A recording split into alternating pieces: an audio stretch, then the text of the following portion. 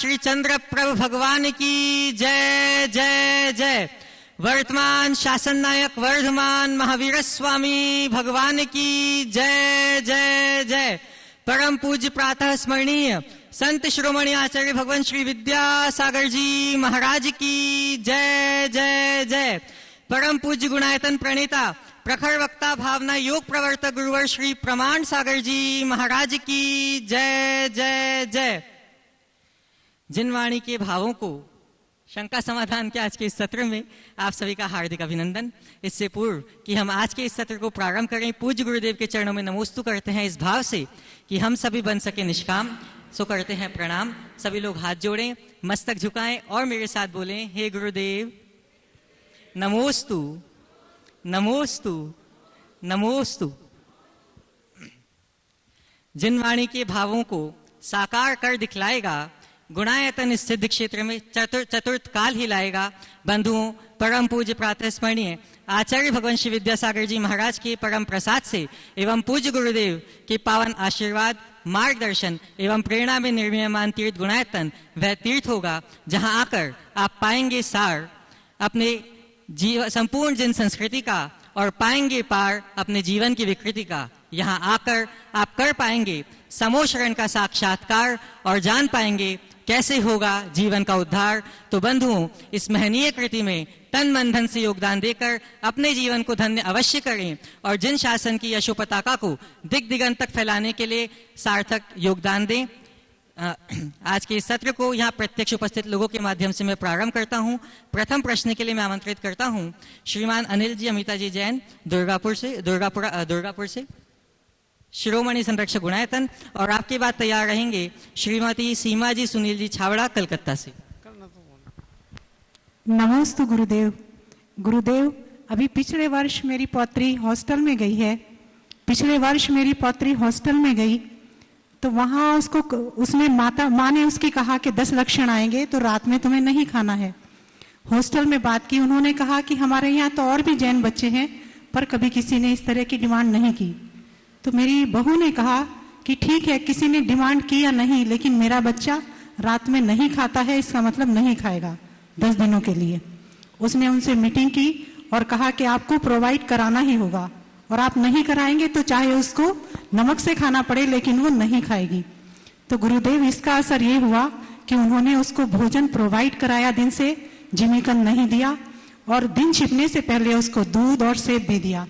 तो गुरुदेव, हम दृढ़ होकर अपना काम करा सकते हैं, हमारी कमी ये रहती है कि हम उसमें लचीले हो जाते हैं और उसको नहीं कर पाते। तो मैं ये चाहती हूँ कि सभी दृढ़ बने और अपने नियमों का जो पालन करते हैं उस पर अडिग रहें। बहुत बहुत अच्छी बात आपने कही है। अगर अभिभावक थोड़े से मजबूत हो जाए और बच्चों में दृढ़ता भर दें तो कोई भी संस्थान, वहाँ का प्रबंधन या मैनेजमेंट आपके साथ रहेगा। दिक्कत तब होती है जब हम लोग ही कहते चलो सब चलता है। आजकल ये जो धारा बहने लगी, अरे आजकल तो सब चलता है, चलता कह के लोगों ने सारे संस्कारों और उसूलों को ही चलता कर दिया। नहीं, चलता नहीं है, हमें चलाना नहीं, यहाँ वही चलेगा जो हम चाहेंगे। बच्चों को अगर हम अपने संस्कारों के प्रति प्रारंभ से सुदृढ़ नहीं करेंगे तो बच्चों के मन में फिर धर्म की सही अलख जगेगी कैसे। इसलिए मैं तो आपकी बहू की बहुत बहुत सराहना करके आशीर्वाद दूंगा कि उनने बहुत अच्छा कार्य किया और ऐसे ही प्रेरणा औरों को भी लेनी चाहिए। नमोस्तु महाराज श्री नमोस्तु। कहते हैं संबंध अगर थोड़े समय रखना है और मीठे और लंबे समय रखना है तो स्पष्ट बनना चाहिए। गुरुदेव, हम मीठे और स्पष्ट दोनों कैसे बने रहें, इसके लिए मार्गदर्शन कीजिए। थोड़े समय रखना है तो स्पष्ट रहो, लंबे समय रखना है तो मीठे रहो। क्या बोलना चाह रहे हैं आप? अगर संबंध हमें थोड़े समय चलाना है तो मीठे बने, ये कहावत है। और अगर लंबे समय तक रखना है तो स्पष्टवादिता होनी चाहिए। तो गुरुदेव, हम स्पष्ट और मीठे दोनों बने रहें, इसके लिए हमें क्या करना चाहिए, कृपया मार्गदर्शन कीजिए। देखिए, बहुत अच्छा सवाल। थोड़े समय टिकना है तो मीठे बनो और लंबे समय तक टिकना है तो स्पष्ट रहो। पहले तो हम इसकी ही बात करें। थोड़े समय टिकने में मीठा आदमी मीठापन दिखाता है और हाँ में हाँ मिलाता है, लेकिन बाद में जब भेद खुलता है तो संबंध खराब हो जाता है। स्पष्टता जो होती है उसमें व्यक्ति एक बार विश्वास पाता है तो फिर विश्वास खोता नहीं। मालूम है यहाँ सब कुछ पारदर्शी है, कहीं कोई अंदर का छल छद्म नहीं है, इसलिए स्पष्टता एक अच्छी गुण। आपने कहा स्पष्ट और मीठे कैसे बने, मैं तो कहूँगा व्यक्ति को अपने संबंधों के प्रति या अपने जीवन व्यवहार में स्पष्टता और मिठास दोनों रखनी चाहिए। स्पष्ट होना चाहिए निश्चलता के अर्थ में और माधुर होना चाहिए शब्दों के व्यवहार में। यदि हमारे शब्दों के व्यवहार में मधुरता हो तो समझ लेना हमने अपने जीवन में मिठास पा ली, और हमारे अंदर पारदर्शिता छल छिद्र ना हो, स्वार्थपरता ना हो, तो हम स्पष्टता को प्राप्त कर सकते हैं। तो अपने जीवन में दोनों गुणों को विकसित करें कि हम मन को साफ स्वच्छ रखेंगे और वाणी में माधुर्य रखें। नमोस्तु गुरुदेव, नमोस्तु। उपस्थित होंगे श्रीमती सीमा जी सुनील जी छाबड़ा कलकत्ता से, और आपके बाद तैयार रहेंगे संगीता जी जैन गया से। गुरुवर के चरणों में मेरा, मेरे परिवार की तरफ से, जगत के सभी जीवों की तरफ से कोटि से नमन। गुरुवर देखने में आता है दोस्ती और पारिवारिक रिश्ता में दोस्ती का रिश्ता ज्यादा अच्छा देखने में आता है जी। प्रतिकूल अवस्था में जब प्रतिकूल अवस्था होती है तो दोस्त सामने आके खड़े हो जाते हैं सिंपैथी जय बनाने के लिए, मैं हूं ना, ऐसा क्यों, चिंता वगैरह वगैरह बहुत कुछ। लेकिन परिवार में ऐसा कुछ देखने में नहीं आता। तो गुरुदेव परिवार और दोस्ती का रिश्ता कैसा होना चाहिए ताकि प्रतिकूल अवस्था में सामने वाला का आत्मल मनोबल बना रहे? देखिए, परिवार को केवल परिवार मानने की जगह परिवार में प्रेम हो तो परिवार दोस्तों से भी बड़ा हो जाता है। और दोस्ती का रिश्ता तब हमारे निकट होता है जब हम उनके साथ प्रेम रखते हैं। तो दोस्त हो या परिवार, मूल तत्व प्रेम है। आजकल देखने में ये आता है कि लोगों का पारिवारिक प्रेम तो छिन्न भिन्न हो रहा है और गैरों के प्रति आत्मीयता बढ़ रही है। तो जिनके प्रति आपकी आत्मीयता होगी, प्रेम होगा, स्नेह होगा, सद्भाव होगा, वो आपके साथ होंगे। तो चाहिए कि हम परिवार में भी ऐसी प्रेम की बगिया खुलाएं और एक दूसरे के साथ हिल मिल करके रहें। जिनके साथ हम 24 घंटे रहते हैं, जिनसे हमारा रक्त संबंध है, उनके साथ यदि हमने प्रेम और मधुरता का संबंध नहीं बनाया तो ये हमारे जीवन की बड़ी विफलता मानी जाएगी। इसलिए इस पर हमको ध्यान देना चाहिए। नमोस्तु गुरुदेव, नमोस्तु। उपस्थित होंगे श्रीमती संगीता जी सेठी गया से गुणायतन ट्रस्टी, और आपकी बात तैयार रहेंगी श्रीमती रेखा जी सुनील जी जैन गुणायतन CFO। गुरुदेव के चरणों में तेवार नमोस्तु नमोस्तु नमोस्तु। गुरुदेव, पाप का जन्म मन में होता है, यह उत्पन्न ना हो इसके लिए मन का शुद्ध होना आवश्यक है। मन की शुद्धि के लिए अनुशासन जरूरी है। मन को कैसे अनुशासित करें गुरुदेव, मार्गदर्शन दीजिए। नमस्ते। पाप का जन्म मन में होता है, इसलिए मन को शुद्ध रखना जरूरी है और मन की शुद्धि के लिए अनुशासन की जरूरत है, आत्मानुशासन की जरूरत है। आपने पूछा अपने मन को हम हमेशा शुद्ध कैसे रखें, अनुशासित कैसे रखें। बार बार भावना भाव, नियमित भावना योग करो। देखो मन की शुद्धि कैसी होती है। मन में निर्मलता होगी, सोच सकारात्मक होगी, चिंतन बदलेगा। सत्संग से, स्वाध्याय से, स्वात्म चिंतन से हमारी मन की धारा बदलती है और उससे मन में स्थिरता। नमोस्तु गुरुदेव, नमोस्तु। उपस्थित होंगी श्रीमती रेखा जी सुनील जी जैन गुणायतन CFO, और आपके बाद तैयार रहेंगी श्रीमती नीतू जी पाटौदी साडम से। गुरुदेव के श्री चरणों में बारंबार नमोस्तु नमोस्तु नमोस्तु। महाराज श्री, जब समुद्र का मंथन किया गया तो उसमें दोनों चीज मिली, विष भी और अमृत भी। जो राक्षसों की दृष्टि विष पर पड़ी और उनके हिस्से में विष ही आया, लेकिन देवताओं की दृष्टि अमृत पर पड़ी और उनके हिस्से में अमृत ही आया। मेरा प्रश्न ये है कि हम ऐसी दिव्य दृष्टि कैसे बनाएं कि हमें सबकी अच्छाई दिखाई दे, बुराई दिखाई ना दे। हम ऐसे दिव्य दृष्टि कैसे जगाएं कि हमें सब कुछ अच्छा दिखे, अच्छाई दिखे, बुराई पर नजर ना आए। देव भाव जगा लो। जिनके अंदर आसुर वृत्ति होगी उनके लिए विष मिलेगा, क्योंकि उनको वही दिखेगा और प्रिय भी वही होता है। पर जिनके अंदर देव भाव जागता है वो सब में अच्छा दिखता है। तो उसका एक तरीका है सोच को बदलने का। अगर हमारी सोच सकारात्मक होती है तो हम बुराई में भी अच्छाई देखने की क्षमता अपने भीतर विकसित कर सकते हैं। एक आत्म सुझाव अपने मन को निमित्त दीजिए, मुझे अच्छाई देखनी, मुझे सही देखना है, सुंदर देखना है, मुझे सही देखना है, सुंदर देखना है। ये बार बार दोहराए तो आपकी दृष्टि बुराई पर जाएगी नहीं, आप उससे बच सकेंगे और वो जीवन को बेहतर बना सकेगा। उसके लिए हमारी दृष्टि होनी चाहिए। जैसे जैसे आपकी सोच सकारात्मक बनेगी, जीवन में बहुत बड़ा बदलाव आएगा।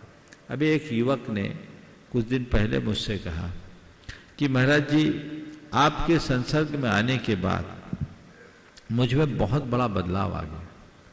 बोला, पहले मेरे जीवन में कुछ भी घटता था तो मुझे बड़ा नकारात्मक फील होता था, अब कुछ भी घटता है तब नकारात्मकता नहीं। उसने अपना एक अनुभव बताया कि महाराज, व्यापारी था अच्छा और काफी तेजी से आगे बढ़ने वाला व्यापारी, युवा। बोला, पहले महाराज जी कोई दूसरा होता था तो मुझे दिखता था कि कॉम्पिटिटर है, मैं उसे मानता था कि ये मेरा कॉम्पिटिटर है। और अब कोई दूसरा हमारे ही लाइन का आदमी आगे भी बढ़ता दिखता है तो लगता है हम लोगों का व्यापार आगे बढ़ा रहा है। जितने आगे बढ़ेंगे कोई किसी का कॉम्पिटिटर नहीं है। अब मेरी सोच में परिवर्तन आ गया, क्योंकि जितनी दुकानें खुलती उतने ही ग्राहक बढ़ते हैं, वो उसकी सोच वैसी बन गई। तो सत्संग से ये बदलाव आता है। बोला, मैं आपको सुनता हूँ और सुनते सुनते मेरी सोच बदल गई। तो यदि व्यक्ति चाहे तो अपनी सोच में सकारात्मकता की प्रतिष्ठा अच्छे तरीके से कर सकता है, करना चाहिए, किया जा सकता है।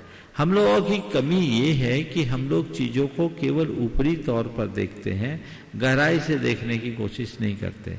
जब तक हम उनसे गहराई से नहीं जुड़ेंगे तब तक जीवन में कोई बड़ी उपलब्धियां नहीं होगी। इसलिए हमें थोड़ी गहराई का ध्यान देना चाहिए। उपस्थित होंगी श्रीमती नीतू जी पाटौदी साड़म से, और आपके बाद तैयार रहेंगी व्रती श्राविका श्रीमती नीति जी कलरैया खारगढ़ से।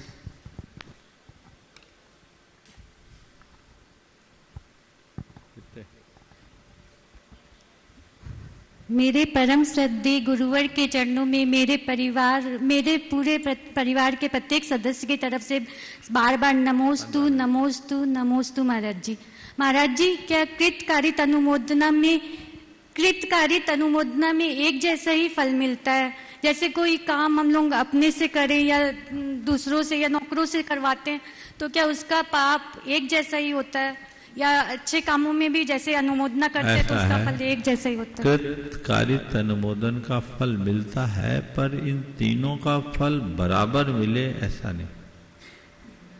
अच्छा हो या बुरा, कई बार ऐसा होता है कि कृत से ज्यादा फल कारित और अनुमोदन से मिल जाए, और कई बार ऐसा है कि कृत में ही फल मिले, अनुमोदन और कारित में ना मिले। समझ गए? तो हमें क्या करना चाहिए? बुरे कार्य को तो कृतकारित अनुमोदन से छोड़ना चाहिए। हम लोग कहानी पढ़ते हैं, शास्त्रों में वर्णन आता है मत्स्य का, राघव मत्स्य और तंदुल मत्स्य। राघव मत्स्य महामत्स्य होता है, बहुत बड़ा, शास्त्रों के अनुसार 1000 योजन का। अब वो महामत्स्य स्वयंभू रमन समुद्र में पाया जाता है, ऐसा शास्त्रों में है। कहते हैं वो जब सोता है तो उसका मुंह खुला रहता है, और जब इतना बड़ा मत्स्य हो उसका मुंह खुला हो तो वो तो फिर मछलियां ऐसे आती जाती जैसे बॉम्बे सिटी में गाड़ियां आती जाती। तो मछलियां बेखौफ आए जाए, ये सो रहा है। उसके कान में एक मत्स्य होता है जिसको साली मत्स्य या तंदुर मत्स्य कहते हैं। वो चावल बराबर। वो सोचता है कैसा बेवकूफ, इतनी मछलियां आ रही है, ये सो रहा है, इसकी जगह मैं होता तो एक को भी नहीं छोड़ता। केवल पाप का भाव किया उसने, पाप किया भी नहीं। उसके प्रताप से वो 7वें नरक चला जाता है। और जो बड़ा मत्स्य है संयम ग्रहण कर ले तो 16वें स्वर्ग तक जा सकता है ना। तो हम क्या कर रहे हैं? पाप को जहां रोक सको वहीं रोको, कृत करो नहीं, कारित कराओ नहीं, अनुमोदना तो बचो, कारित और अनुमोदन से बचो। जहां तक बने कृत है तो कृत को भी मंद उत्साह के साथ करो। अब पुण्य का कार्य है, कृत, कारित और अनुमोदन।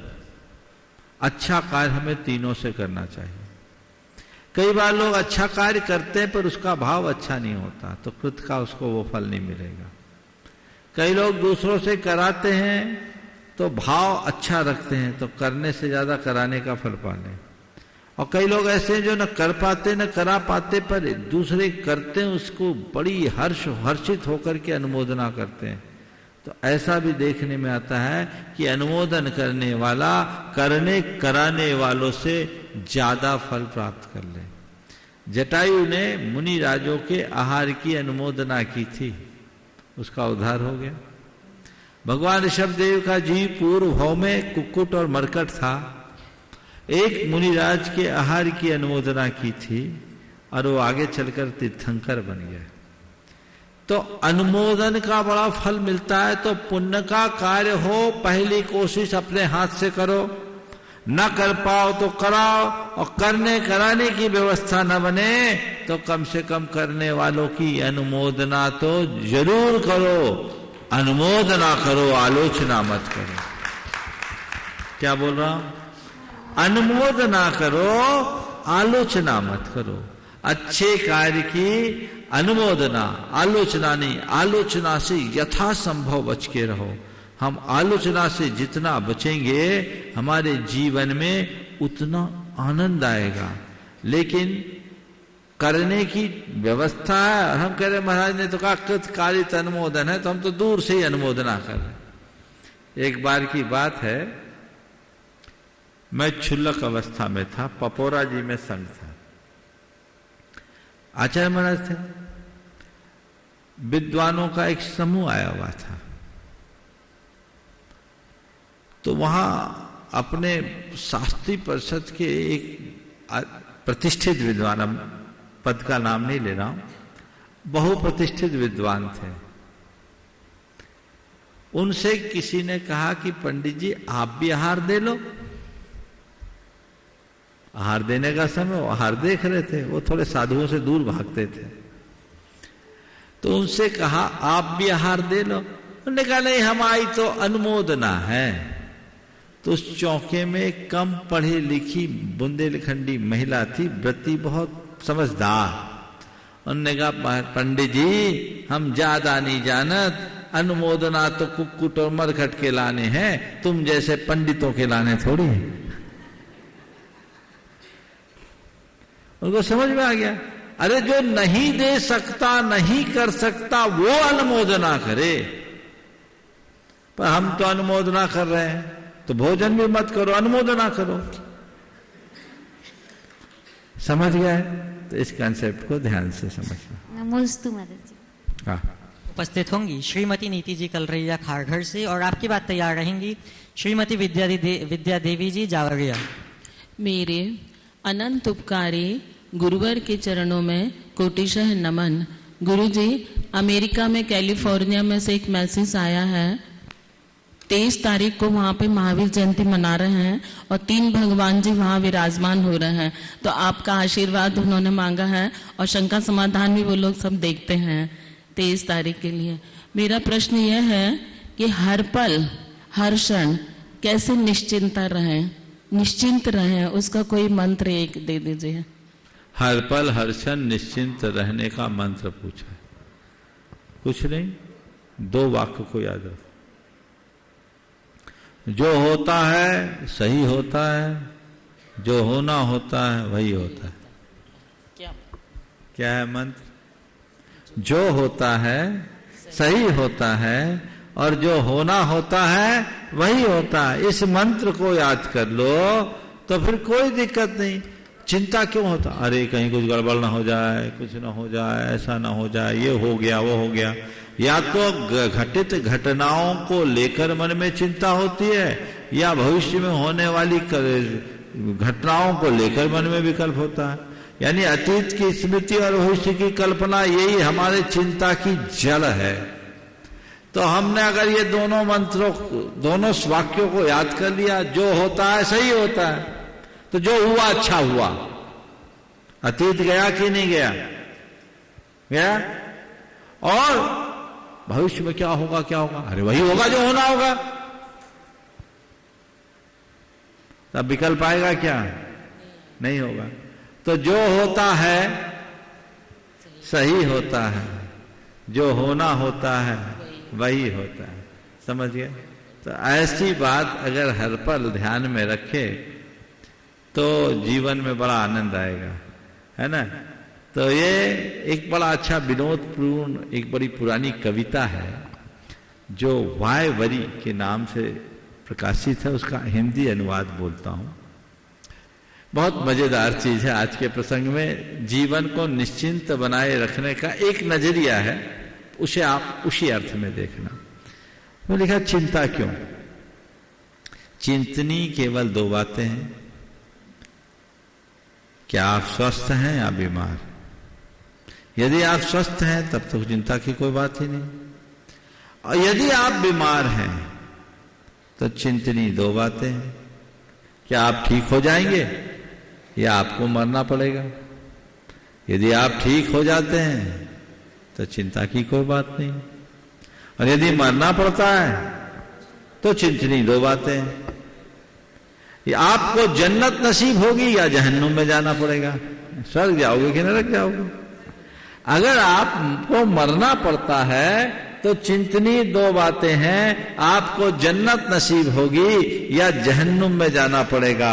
यदि आपको जन्नत नसीब होती है तो चिंता की कोई बात ही नहीं, यदि आपको जन्नत नसीब होती है तो चिंता की कोई बात ही नहीं, और यदि आपको जहन्नुम में जाना पड़ा तो सुनो, यदि आपको जहन्नुम में जाना पड़ा तो आप अपने पुराने मित्रों से हाथ मिलाने में इतना व्यस्त हो जाओगे कि चिंता का वक्त ही नहीं मिलेगा। तो फिर चिंता क्यों?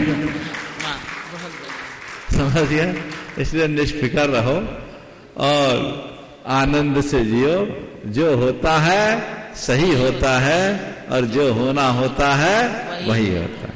नमोस्तु महाराज। उपस्थित होंगी श्रीमती विद्या देवी जी जावरिया, और आपकी बात तैयार रहेंगे जीत जी प्रीत जी भोपाल से। पुण्य फल हो एक इंद्री क्या इसमें लाली, कुतवाली दिन चार वही फिर खुरपा और जाली। गुरुवर, खुरपा और जाली का क्या अर्थ है? शंका का ऐसा हुआ, एक कहानी है। एक व्यक्ति था जो घसियारा था, घास काट काट करके गुजर करता था। एक दिन राजा की कुतवाल का अभाव हो गया, तो वहां ड्यूटी के लिए चाहिए था, तो किसी ने इसी को ड्रेस पहना करके घसियारे को कुतवाल बना दिया। अब कुतवाल बना दिया तो घसियारा हो, जिसका दिमाग ही घसियारे का, कुतवाल क्या करेगा। पर वो अपनी कुतवाली का ठाठ दिखाने लगा। अब राजा को जब भेद पड़ा, मालूम पड़ा कि अरे ये तो घसियारा था, इसको कुतवाल क्यों बना दिया, तो उसको निकाल दिया। बेचारे को फिर से घास काटने के लिए खुरपा होता ना, जैसे घास काटते हैं, खुरपा जाली लेकर के घास काटने में लग गया। तो ये बात उन्होंने कहा कि यही दशा हमारी है। भोगे पुण्य फल हो एक इंद्री क्या इसमें डाली। देवता लोग पुण्य का फल भी भोग लेते हैं और मरकर एक इंद्री होते हैं। तो तुम पुण्य के योग से कुतवाल बन गए, पर कितने दिन फिर वही घसियारा बनना पड़ेगा, एक इंद्री में जाना पड़ेगा। कुतवाली दिन चार वही फिर खुरपा और जाली। तो जहां से आए हो वहीं चले जाओगे। इसलिए जीवन की उपलब्धियों का अभिमान मत करो, कल क्या होगा कोई नहीं जानता। इसलिए जीवन को सही दिशा में आगे बढ़ाने की कोशिश करो।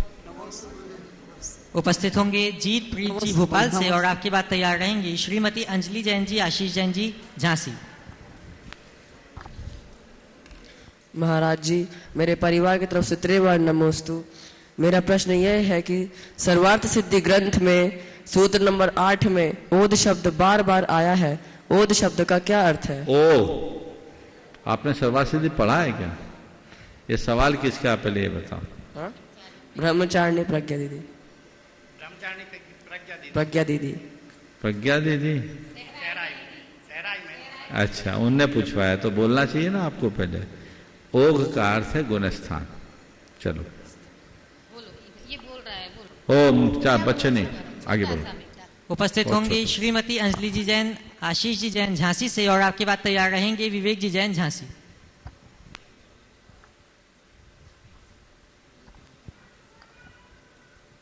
महाराज श्री के चरणों में त्रिवार नमोस्तु नमोस्तु नमोस्तु। गुरुवार पहले भी बच्चों को हॉस्टल में डालते थे या जैन संस्थाओं में, और अभी भी डालते हैं।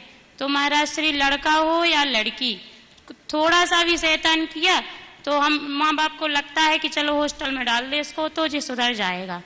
तो महाराज श्री हम भी ऐसा सोच रहे हैं। जी है मेरा बालक अभी 10 साल का, तो महाराज श्री हम डालें या ना डालें, हम कुछ निर्णय नहीं ले पा रहे हैं। अगर घर का माहौल खराब है, महाराज जी घर में तो कोई नहीं है, माँ बाप और दोनों बच्चे। सुनो पूरी बात, आपकी बात नहीं कर रहा हूँ, सबकी। माहौल खराब है, संगति खराब है, आदतें खराब है, तो बाहर भेजना चाहिए। अगर वो सब कुछ ठीक ठाक है तो 12-14 साल तक तो बच्चों को अपने पास रहना चाहिए। नमस्ते। हाँ। उपस्थित होंगे विवेक जी जैन झांसी से, और आपकी बात तैयार रहेंगी ब्रह्मचारिणी सुनीता दीदी। नमोस्तु नमोस्तु। महाराज जी प्रश्न है कि अपने मन को स्थिर करने के लिए क्या करना चाहिए? अभ्यास। मन को बार बार आत्म सुझाव दो तो उससे आपके मन में स्थिरता है। नमोस्तु नमोस्तु। सुनीता दीदी अपना प्रश्न प्रस्तुत करेंगी, और आपके बाद तैयार रहेंगी श्रीमती कल्पना जी जैन झांसी। नमोस्तु नमोस्तु। मुनिवर के चरणों में सपरिवार का नमोस्तु। महाराज जी हमारा अपना सोच, आज हम व्हाट्सएप पे कुछ पढ़ रहे थे, तो जैसे मुनिराज की कृति और दूसरे मुनिराज उसमें सिर्फ 1-2 शब्दों का हेरफेर करते हैं और फिर उस कृति को अपना बना लेते हैं कि ये मेरे द्वारा लिखा गया। तो जो महाव्रती लिखते हैं उनके महाव्रत में क्या उन्होंने तत्वार सूत्र नहीं पढ़ा? कि दूसरे के नाम का हम अपने नाम का ठप्पा लगा के करते तो उनको दोष नहीं लगेगा? या उनने तत्वार सूत्र नहीं पढ़ा, या तत्वार सूत्र पढ़ा है तो उस पर मनन नहीं किया, और उस पर मनन किया है तो फिर इनको कौन से गोत्र का बंध होगा या कौन सा कर्म का बंध होगा? आपको क्या बताओ, सब जानते हैं भैया। जैसे धन पैसे की चोरी होती है वैसे ही साहित्य की भी चोरी होती है। ये चोरी है और एक प्रकार का निन्नव है, ऐसा नहीं करना चाहिए। कई बार ऐसा देखा, अभी एक, अब नाम मैं नहीं ले रहा हूं, लेकिन आचार्य प्रणीत ग्रंथों को जिनके पुराने संपादकों ने संपादन किया, मेहनत करके प्रतियां प्रकाशित हुई, वही ग्रंथ सारे के सारे ग्रंथ प्रकाशित हुए और उसमें संपादक, असली संपादक का नाम हटाकर किसी साधु को संपादक बना दिया गया और धड़ल्ले से छप रहे।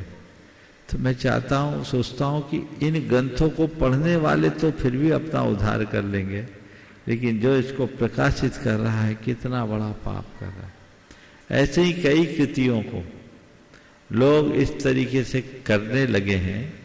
ये लोकेश ना की झूठी लालसा का कुफल है, ऐसा कभी नहीं करना चाहिए। ये आत्मा के साथ छल है। हमारे लिए जो है हमें वही देखना चाहिए, और यदि ऐसा करेंगे तो परिणाम तो बिगड़ेगा। उपस्थित होंगी श्रीमती कल्पना जी जैन झांसी, और आपकी बात तैयार रहेंगी श्रीमती अर्चना जी जैन झांसी। गुरुदेव के चरणों में साधु को इससे फर्क नहीं पड़ता, क्योंकि साधु तो एक बार जो दे दिया वो जनता का है, वो उसका कोई परिग्रह नहीं है, लेकिन करना उचित नहीं।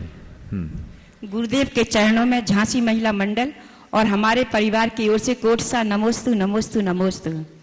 मानुष जन्म अनेक विपत्ति में कहीं न सुख देगा।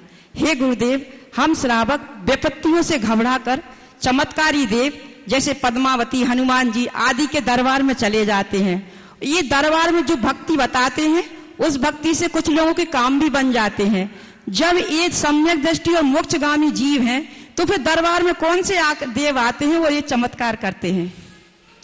मेरी बात तो मैं तो इसके संदर्भ में एक ही वाक्य कहूंगा, जिन्हें संसार चाहिए वो चमत्कार देखते हैं, और जिन्हें मोक्ष चाहिए वो चमत्कार करते हैं।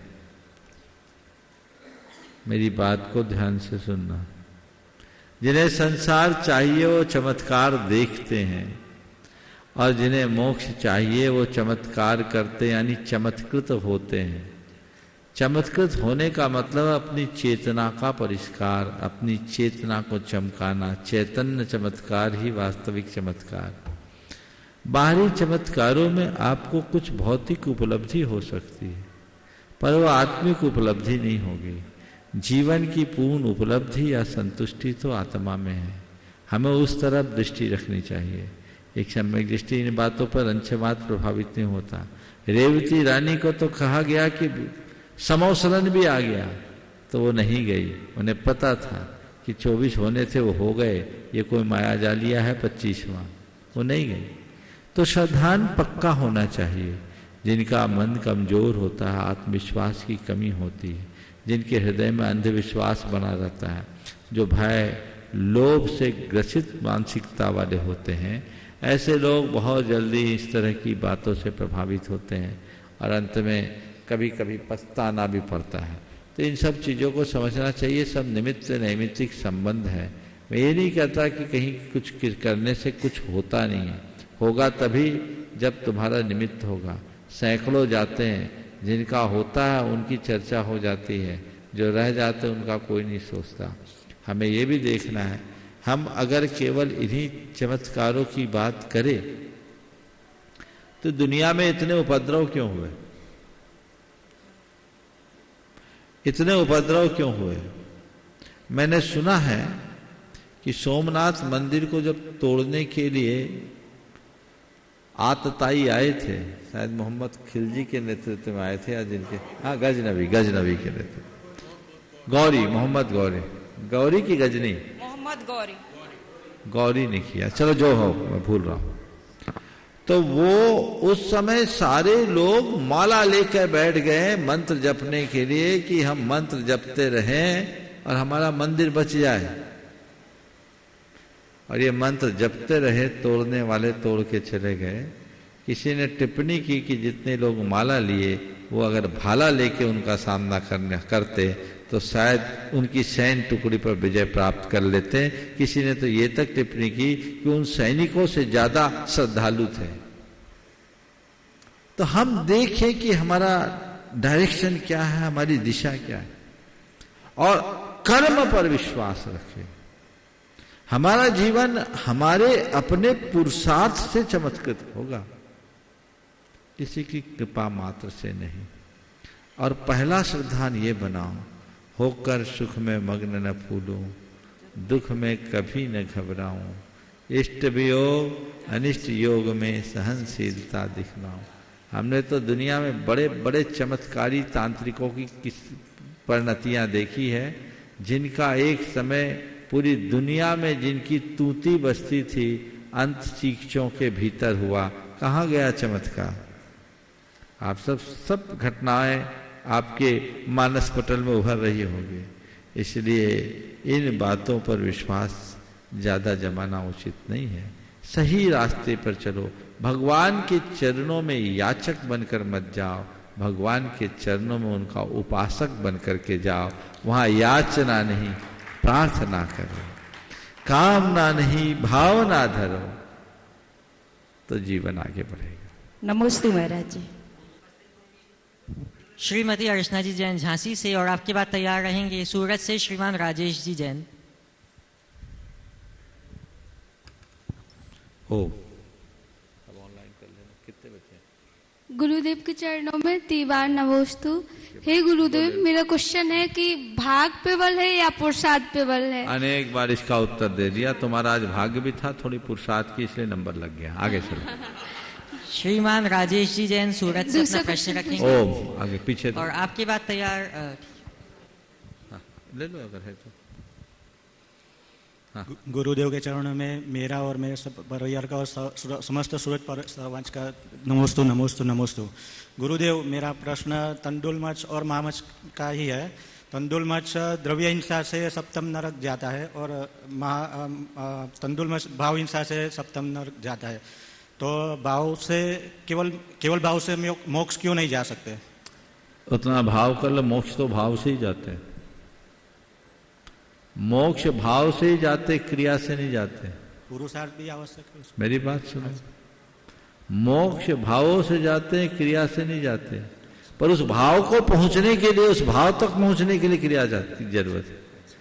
और क्रिया प्रारंभिक भूमिका में है। जब तक क्रिया करोगे मोक्ष नहीं, जब निष्क्रिय बनोगे तो मोक्ष। समझ गए?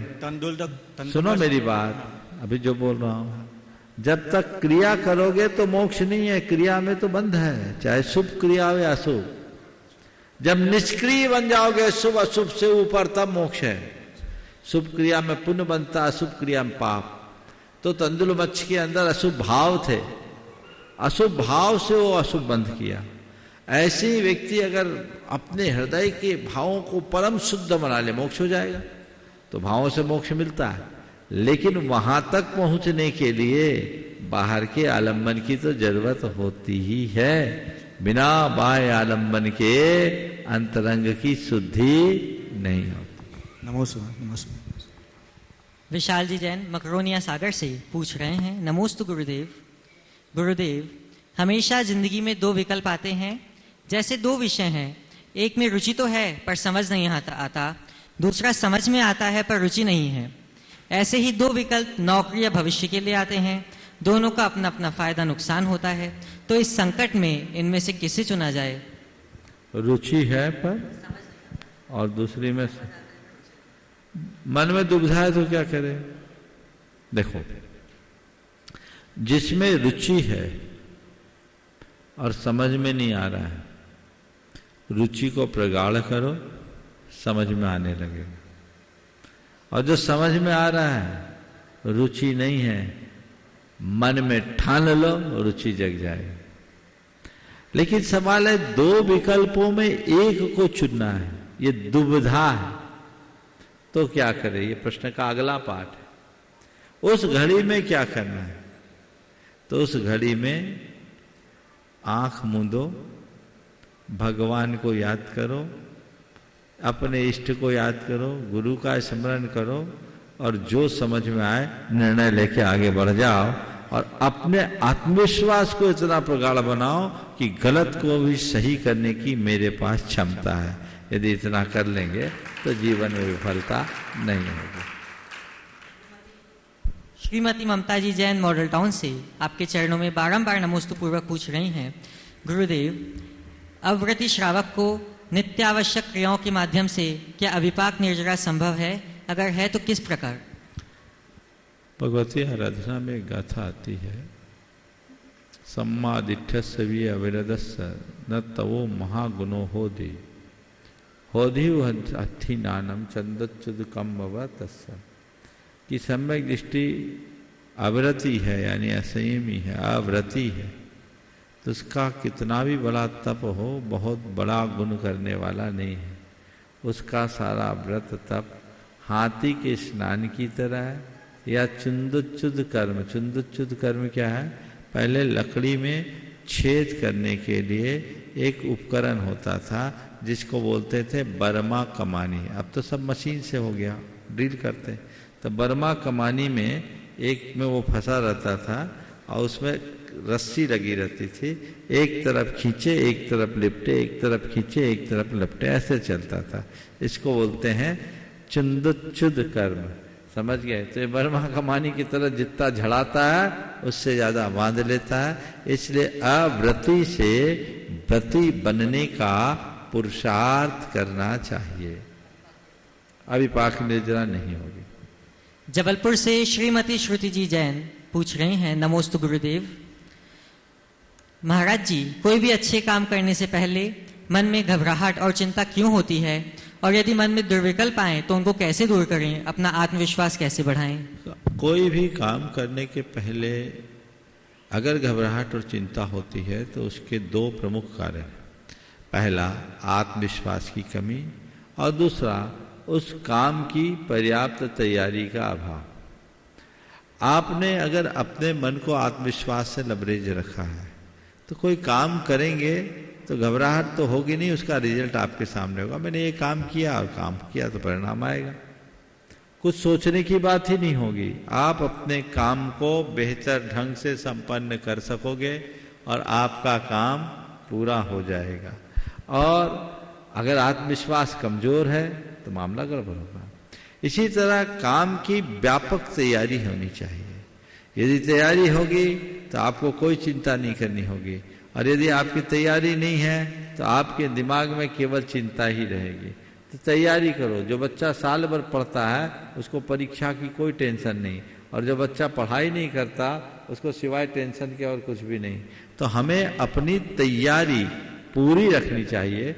यदि हम तैयारी अच्छी रखेंगे तो सारे परिणाम अपने आप अच्छे होंगे, फिर हमें ज़्यादा कुछ कहने और करने की जरूरत नहीं पड़ेगी। जोधपुर से श्रीमती मीना जी चौधरी आपके चरणों में अपनी प्रणति अर्पित करते हुए पूछ रही हैं, गुरुदेव, कहा जाता है कि बदन है मिट्टी का, सांसें सारी उधार हैं। फिर से, बदन है मिट्टी का, सांसें सारी उधार हैं। बदन है मिट्टी का, हाँ, सांसें सारी उधार हैं। घमंड भी है तो किस बात का, यहाँ हम सब किराएदार हैं। तो महाराज श्री, हमें हमारा घमंड तोड़ने के लिए क्या करना चाहिए, कृपया मार्गदर्शन दें। ये बात अपने हृदय में बिठा दो कि हम किराएदार हैं। अब किराएदार अपने आप को मकान मालिक मान बैठे तो क्या करेंगे। आज यही हो रहा है। जीवन की सच्चाई को जानने वाले का अभिमान पल में विनष्ट हो जाता है, उसमें कुछ कहने की जरूरत शेष नहीं रहती। श्रीमान सुभाष जी चौधरी जोधपुर से पूछ रहे हैं, नमोस्तु गुरुदेव, मैं और मेरापन वैराग्य से कैसे छूटेगा, कृपया समाधान दें। मेरा मन वैराग्य से छूटेगा कि जुटेगा? वैराग छोड़ना है कि वैराग जगाना है? मैं और मेरापन, मैंने सुना मेरा मन। मैं और मेरापन वैराग से कैसे छूटेगा? तत्व ज्ञान से। जान लो कि मैं हूं कौन और मेरा क्या है। जब तक व्यक्ति अपने जीवन की वास्तविकता का बोध नहीं करता, जीवन की सच्चाई का ज्ञान नहीं होता, पर वस्तुओं में मैं और मेरापन करता रहता है। जिस दिन उसे पता लग जाता है कि असल में मैं हूं कौन और मेरा है क्या, जीवन का जब ज्ञान होता है तो सारा राग छूट जाता है। हम लोग, ज्यादातर लोग अज्ञानता में जीते हैं। हमने अपनी जो काल्पनिक छवि बना रखी है उसे ही अपनी असली छवि मानने का भ्रम पाल करके बैठे हैं। तो इसलिए मैं और मेरापन बढ़ता है, अहंकार और ममकार ज्ञान से दूर होता है और वैराग्य से उसमें स्थिरता आती है। सदलगा से अक्षय जी पाटिल नमोस्तु पूर्वक पूछ रहे हैं, गुरुदेव, जब राग हावी होता है तो किसी भी इंसान से बहुत ज्यादा लगाव हो जाता है और उनसे थोड़ी भी दूरी बर्दाश्त नहीं होती। ऐसे में हम लगाव कैसे कम करें कि हम भी खुश रहें और वो भी खुश रहे? पहली बात तो ज्यादा चिपको ही नहीं। चिपकते क्यों? ज्यादा चिपकोगे तो आकुलता होगी। और आपने पूछा लगाव कैसे कम करें जिससे हम भी खुश रहें और वो भी खुश रहें। किसी के कितने भी निकट रहो, ये मान करके चलो कि हम अलग है, वो अलग है, मैं हूँ, वो है। ये सब नदी नाव संयोग है। ठीक उसी तरह जैसे यात्रा करते समय ट्रेन में कई लोग मिलते हैं, आप उनसे गपशप करते हैं, घंटों उनके साथ रहते हैं, लेकिन अपना पड़ाव आते ही एक पल में उतर जाते हैं। सामने वाले को दूर से बाय कहते हैं, फिर मिलेंगे, लेकिन उसको लेकर मन में कोई विकल्प नहीं होता। इसी तरीके से हमें अपने जीवन की धारा को मोड़ करके चलनी चाहिए। हम अगर जीवन की वास्तविकता को स्वीकार करके चलेंगे तो हमारा जीवन धन्य हो सकेगा और हम अपने जीवन को आगे बढ़ाने में समर्थ हो सकेंगे। आज आगे सत्र नहीं चलेगा, यहीं पर विराम। बोलिए परम पूज आचार्य गुरुवर श्री विद्यासागर जी महाराज की